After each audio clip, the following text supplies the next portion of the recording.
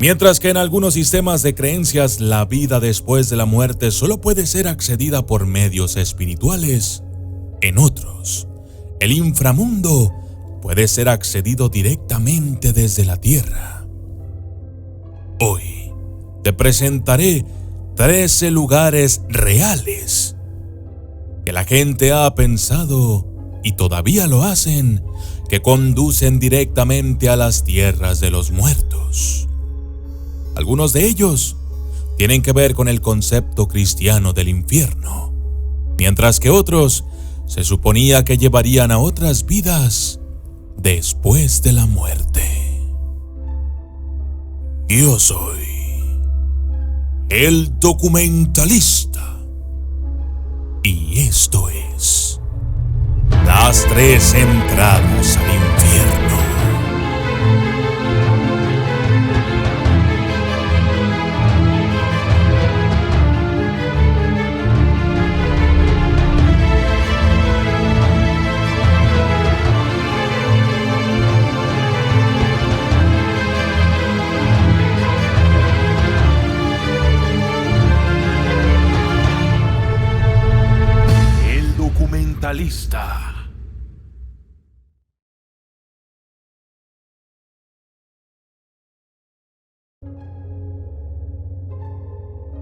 El Ploutonión de Hierápolis. La antigua ciudad de Hierápolis, cerca de la actual Pamukkale, en Turquía, fue una vez el hogar de un sitio considerado sagrado para Plutón, el dios de los muertos. Aunque el sitio fue redescubierto en 1965, fue ese año cuando los arqueólogos anunciaron la importancia de este lugar sagrado para el otro mundo. Los mismos gases que calientan las famosas aguas termales de Pamukkale se originan en una cueva abajo de Ploutonión. Y debido a que los vapores son tóxicos, la gente de Hierápolis creía que habían sido enviados desde el mismo Plutón.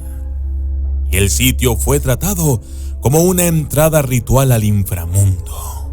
Los peregrinos viajaban de todas partes del mundo clásico para hacer sacrificios a Plutón. Animales que entraban en la cueva caían muertos por los gases tóxicos, mientras que los acólitos de Plutón demostraban su devoción al dios, entrando en la cueva y saliendo vivos. Quizás gracias a su conocimiento de las bolsas de aire respirable dentro de la cueva.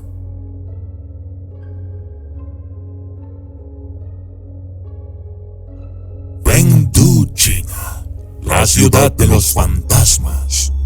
De 2000 años de antigüedad, situada en el municipio de Chongqing, ha sido considerada durante mucho tiempo como el lugar donde los muertos se detuvieron en su camino hacia el más allá.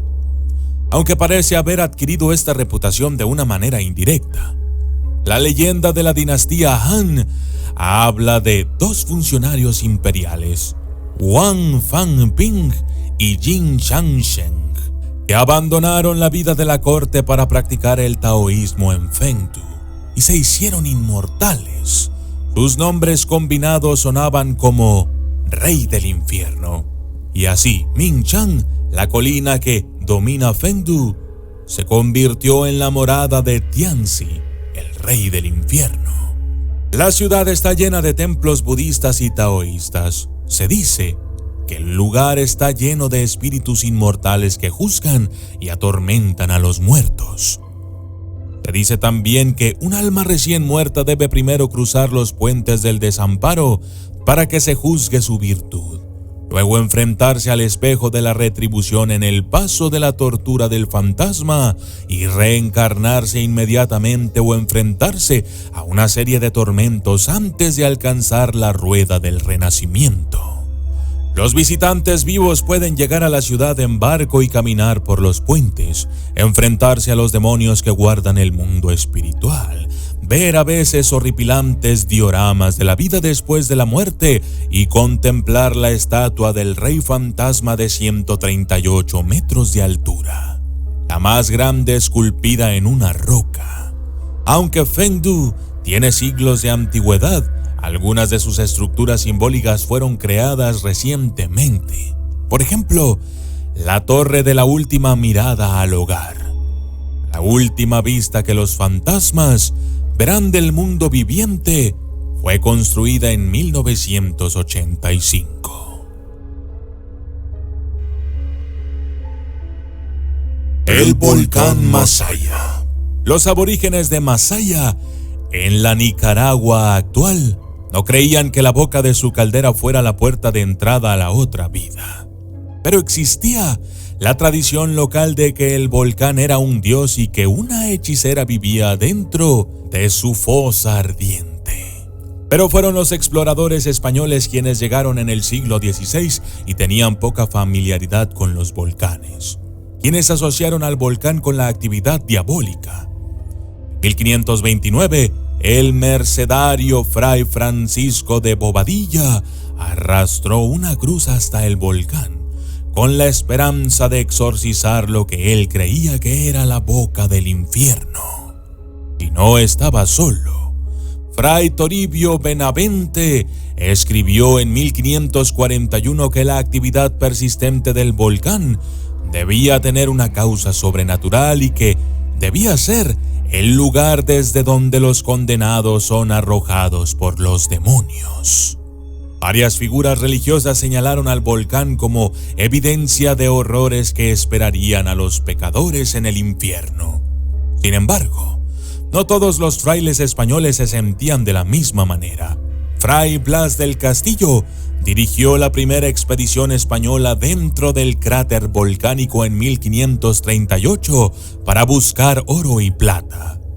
Y mientras los debates sobre la naturaleza del volcán se extendían a lo largo de los siglos XVI y XVII, Fray Juan de Torquemada publicó un análisis teológico de Masaya y otros volcanes en 1615, afirmando que era ridículo ver cualquier volcán como una entrada al infierno.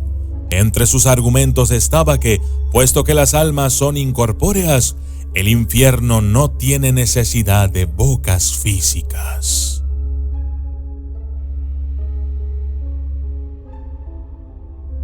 Las 7 puertas del infierno. Una leyenda local dice que en los bosques de Trout Run Road, en Hellam Township, Pensilvania, se asientan las 7 puertas del infierno. Según la ficción popular, las puertas aparecen cerca del sitio de un trágico incendio de asilo, y si cruzas estas 7 puertas, aterrizas directamente en el infierno. Hay un par de problemas con esta historia, incluso más allá de lo de ir al infierno. Una es que, según el sitio web de Hellam Township, nunca hubo tal asilo en aquel lugar. Además, solo hay una puerta, una cosa de aspecto bastante común que un médico local instaló para mantener a la gente afuera de su propiedad. Sin embargo, esto no ha impedido que los intrusos curiosos se cuelen en la propiedad en busca de una ruta directa al infierno. Hellam Township no es el único lugar en los Estados Unidos donde se rumorea que hay una puerta al infierno. Las leyendas urbanas dicen que el diablo se puede encontrar en las puertas del infierno, una colección de desagües en Clifton, Nueva Jersey, y en el cementerio Stool en Stool, Kansas.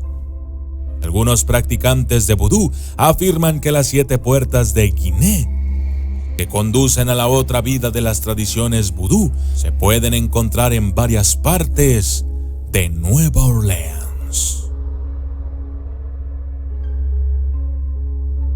Lacus Curtius. Hoy en día, este foso en el Foro Romano no parece mucho, pero en una leyenda contada por la historiadora romana Livy, fue una vez un gran abismo. Livy cuenta la historia de Marco Curcio, quien le dio el nombre al pozo. Según el relato, el abismo apareció en medio de Roma y nada podía llenarlo. Un oráculo profetizó que el abismo no se cerraría y que la República Romana sería destruida a menos que la ciudad sacrificara lo que la había hecho fuerte. Marcus Curtius se dio cuenta de que la fuerza de Roma residía en las armas y la valentía de sus ciudadanos y, por lo tanto, totalmente armado y blindado, montó su caballo en el abismo y directamente al inframundo. El abismo se cerró y la ciudad se salvó. Es muy posible que esta leyenda clasificara a Lacus Curtius como un mundus, un lugar en el que uno podía fácilmente comunicarse con el inframundo. También era un conducto para comprar a los dioses de la muerte. Durante el reinado de Augusto, los ciudadanos romanos arrojaban monedas en el Lacus para rezar por la seguridad del emperador.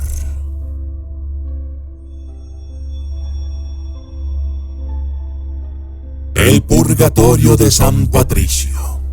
La leyenda sobre el San Patricio irlandés tiene que ver con la isla de la Estación, una mancha en el Lough Derg de Irlanda.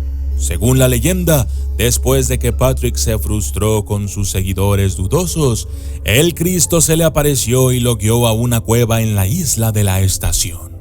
Dentro de la cueva había un pozo, que era la puerta de entrada al purgatorio, donde las almas de los muertos debían soportar castigos por sus pecados antes de entrar al cielo. Mientras estuvo allí, Patricio también recibió visiones de los tormentos del infierno. Desde el siglo XII, Station Island, o la estación de la isla, ha atraído a peregrinos católicos que buscan sentarse cerca del purgatorio. En 1632, los jueces de Irlanda ordenaron el cierre de la cueva y la mayoría de los registros de peregrinaciones anteriores a ese año fueron destruidos. Pero sabemos que los peregrinos ayunaban y rezaban durante días antes de pasar un día entero encerrados dentro de la cueva. A pesar de que la cueva estaba cerrada, las peregrinaciones continuaron sin interrupción. Los peregrinos modernos todavía pueden visitar la isla de la Estación para realizar peregrinaciones de 3 días, durante las cuales deben mantener una vigilia de 24 horas mientras ayunan en la isla.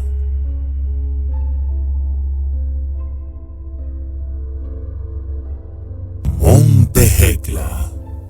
El volcán islandés particularmente activo desarrolló una reputación como puerta de entrada al infierno en el siglo XII, después de su erupción de 1104. El poema anglo-normando Viaje de San Brendan de Benedict de 1120 menciona el volcán como la prisión de Judas, el apóstol que traicionó a Jesús. Esa reputación continuó con más erupciones. Después de la erupción de 1341, hubo un reporte de que la gente vio aves volando entre los pájaros de fuego. Algunos pensaban que realmente debían ser almas en enjambre.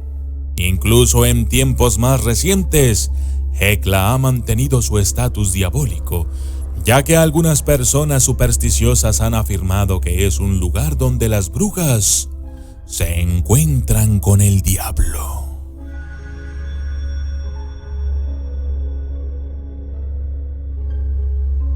Acherón. El Acherón es un verdadero río que atraviesa el noroeste de Grecia, pero también ocupa un lugar destacado en la mitología clásica. En la Odisea de Homero, Circe dirige a Odiseo al inframundo, diciéndole que debe encontrar el punto en el que Acherón se encuentra con el Piriflegeton, de una rama de Estigia. El poeta Vergil menciona también al Aqueronte en la Eneida, identificándolo como el río donde fluyen los ríos Styx y Cocytus. Se suponía que el barquero Caronte iba a transportar a las almas recién muertas a través del río hasta el más allá, algo que incluso hace en las páginas del infierno de Dante.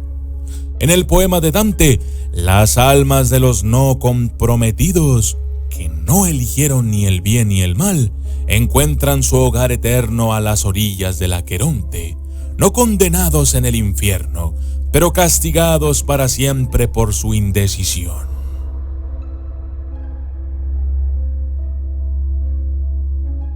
Lago Averno. Mientras el Aqueronte está en Grecia, en la Eneida, Eneas entra en el inframundo por un cráter del Averno, cerca de Cumas, en Italia. El lago del cráter era sagrado para la Sibila Cuna y, según el mito, podía llevar a un viajero vivo al inframundo. Su nombre ofrece algunos indicios de por qué podría haber sido considerado un portal tan mortal. Averno proviene de la palabra griega alfornos, que significa sin pájaros, y que se relaciona con la creencia de que las aves que vuelan sobre el lago morirán debido a los humos tóxicos que el lago emitía. No está claro cuánta verdad hay de esta creencia. En los tiempos modernos las aves están muy contentas de volar alrededor del lago. Cabo Matapán. Si no quieres tratar con el barquero Caronte, puedes entrar en el clásico inframundo del Tártaro por la puerta trasera. En el libro 10 de las Metamorfosis de Ovidio, Orfeo entra en el inframundo no a través del Aqueronte, sino que llega al Estigio a través de la puerta de Tenarus, situada en el Cabo Tainaron, también conocido como Cabo Tenaro o Cabo Matapán, en la punta más meridional de Grecia, en el Peloponeso.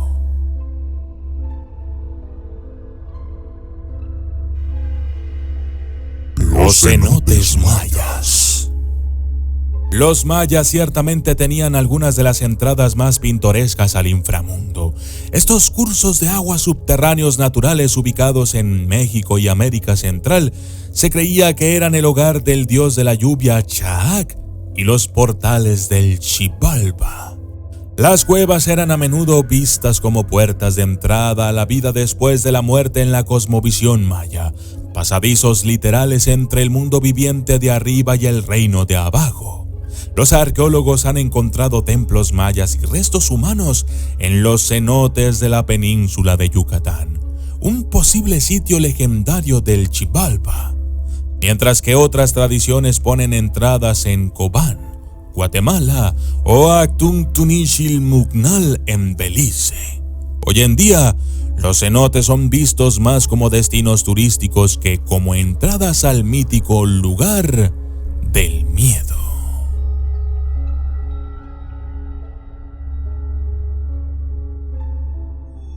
El Monte Ozore. Los europeos no eran los únicos que creían que los volcanes marcaban la entrada al inframundo. El Monte Ozore, región llena de calderas volcánicas situada en la remota península de Shimokiта, en la isla japonesa de Honshu, se llama literalmente Montaña del Miedo.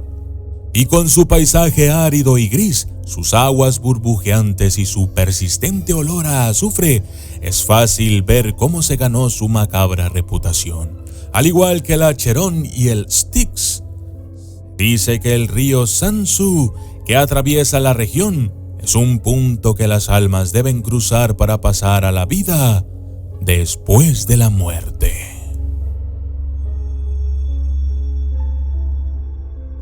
El castillo de Houska.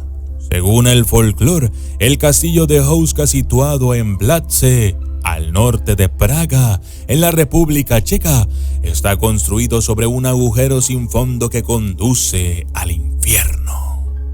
Una leyenda dice que en el siglo XIII, el rey Ottokar II de Bohemia, o un noble del clan Dubá, ofreció un indulto a cualquier prisionero condenado que consintiera en ser bajado a la fosa y reportar lo que había visto.